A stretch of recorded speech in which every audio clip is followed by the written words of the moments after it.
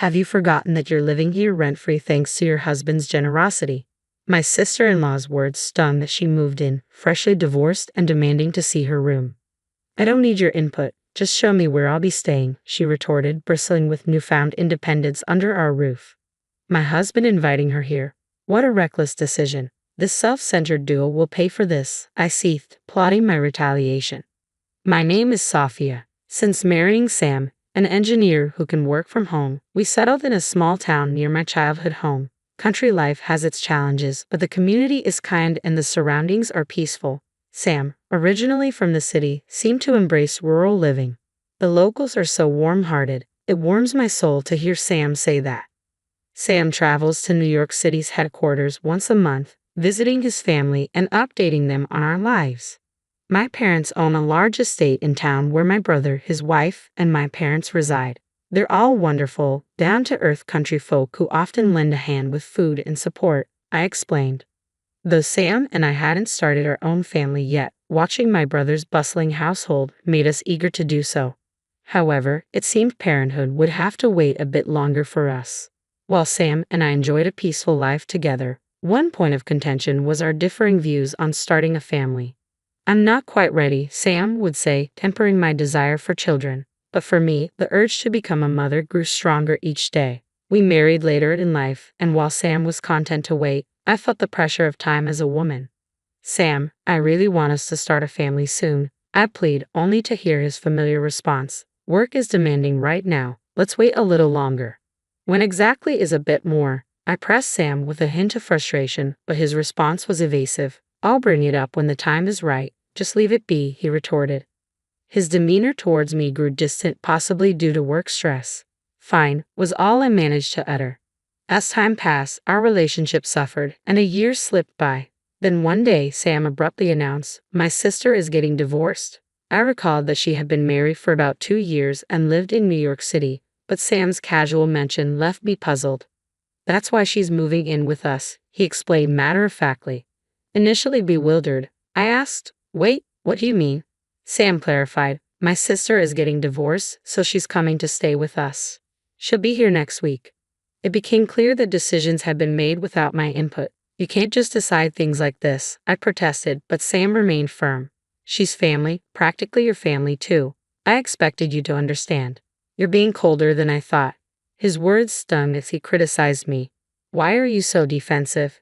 It's not right to decide things unilaterally, I argued, but Sam's expression hardened in response. In the early days of our marriage, Sam wasn't as arrogant.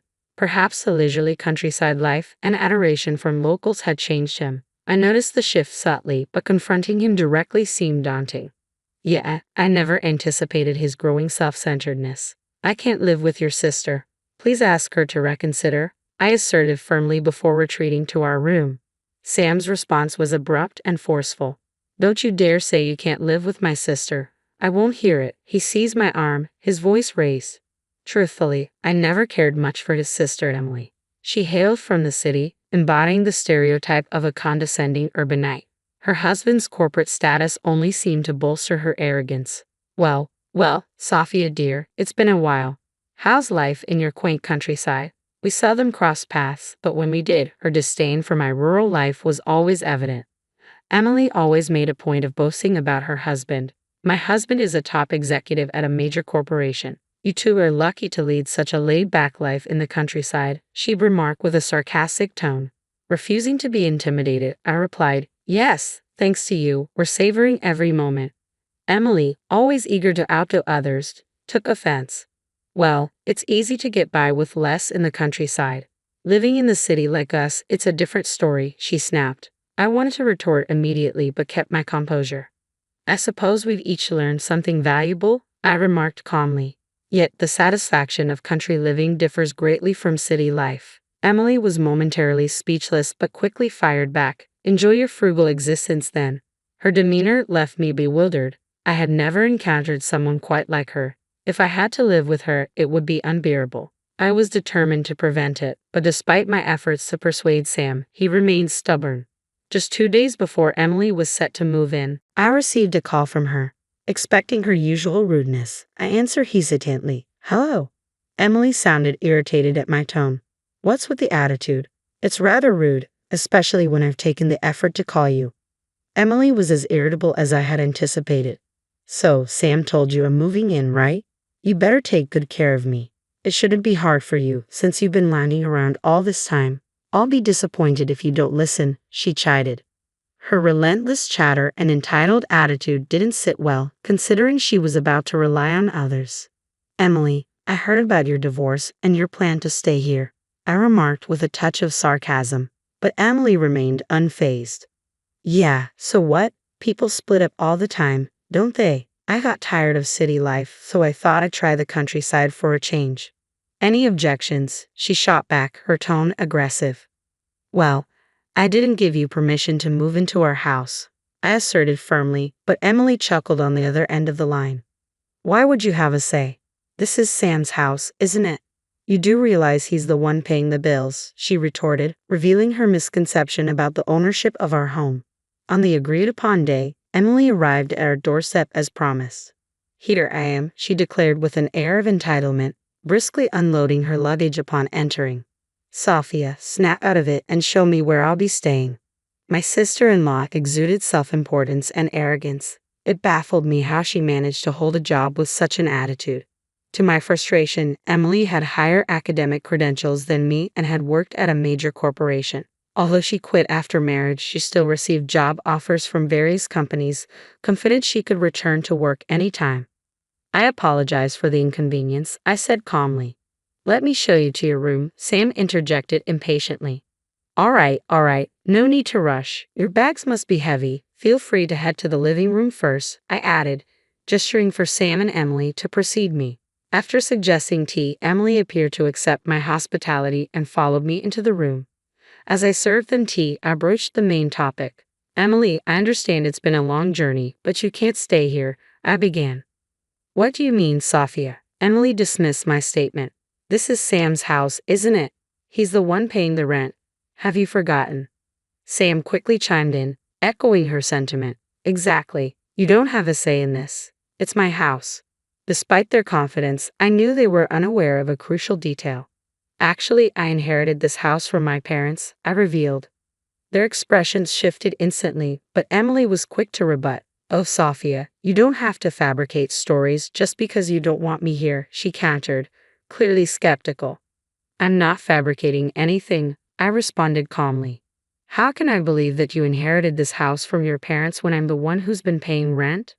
I won't let you get away with such lies, Sam exclaimed, packing up with disbelief. Emily joined in, pressing me as well, but I remained composed, anticipating their reaction. Could you both just listen for a moment? I interjected, trying to calm the escalating tension. Sam, you haven't been paying rent. What you've been giving me each month is simply for living expenses, I clarified, hoping he would understand. What? That can't be right, Sam replied, struggling to comprehend my words. The truth is, Sam, you haven't been paying rent because there isn't any. My parents gifted us this house and the land it sits on, I explained patiently, expecting shock and confusion. Sam began to panic. Wait, I've been giving you $1,000 a month. Why would it cost so much to live in this remote countryside? Just because we live in the countryside doesn't mean there aren't expenses, I countered gently. We've managed to get by on that amount because we don't have to pay rent. I sighed heavily, and Sam's frustration boiled over. You should have told me earlier. There's no reason for you to deny Emily a place to stay, he argued stubbornly.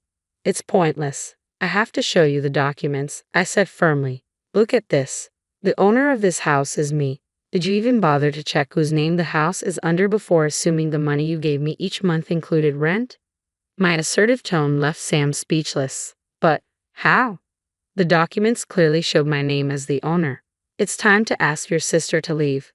Emily, however, fired back immediately. What are you talking about? I don't care if you inherited this house. I'm family too, you know. I've never met someone as heartless as you.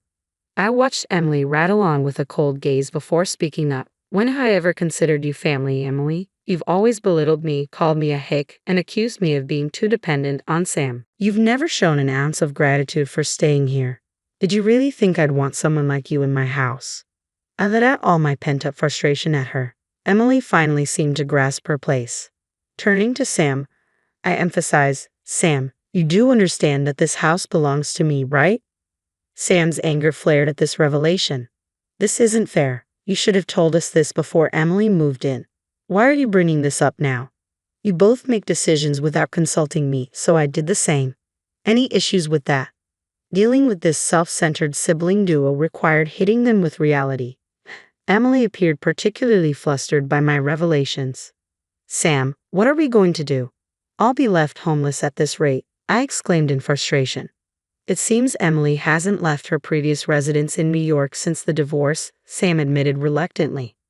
Why don't you go to your parents' place? I suggested, hoping for a simple solution, but it turned out they had their own reasons. My parents are moving into a retirement home, and they've sold their family home, Sam explained. Emily wanted to move in with me, but I can't allow that. That's not my problem. If you want Emily to stay, you should leave, I insisted firmly. This is my house. Sam looked down helplessly as Emily continued to berate him. If I get kicked out, it's your fault for not sorting things out, she yelled angrily. I'll have nowhere to go, so just shut up. Sam finally snapped back at Emily, and they began arguing fiercely. Dealing with them was proving to be quite a headache. Could you both lower your voices? You're disturbing the neighbors, I urged firmly, signaling for them to leave. Sam hesitated, pleading, Sophia, I understand. I'll ask Emily to leave. Just let me stay. What? Hold on, Sam. What are you saying? Emily protested, caught off guard. Ignoring her protests, Sam firmly escorted her out. Now on his knees, Sam pleaded with me, but I looked down at him with resolve. Do you think begging will make me forgive you? I'm sorry, but I have no intention of forgiving you. My frustration with Sam went beyond Emily's presence. You've never truly been present for me, have you? I confronted him. Sam avoided my gaze. You're always busy with work. You never make time for us to talk. I can't continue this marriage. With that, I handed Sam the signed divorce papers. Please, just give me time to reconsider, Sam pleaded desperately, unwilling to lose his life with me. But I was resolute. Just leave, I said coldly. You've got to be kidding me. Just because this is your house doesn't give you the right to do whatever you want, Sam retorted, frustrated. I couldn't bear to hear Sam defend Emily staying without my consent.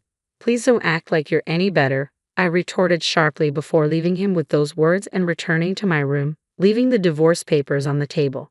After that, Sam and I proceeded with our divorce. According to a mutual acquaintance, Sam and Emily returned to New York, facing difficulties. Well, it seems karma is catching up with them for their self-centeredness. I hope they learn from their hardships, I reflected. Meanwhile, I'm enjoying a fulfilling life here in my rural home.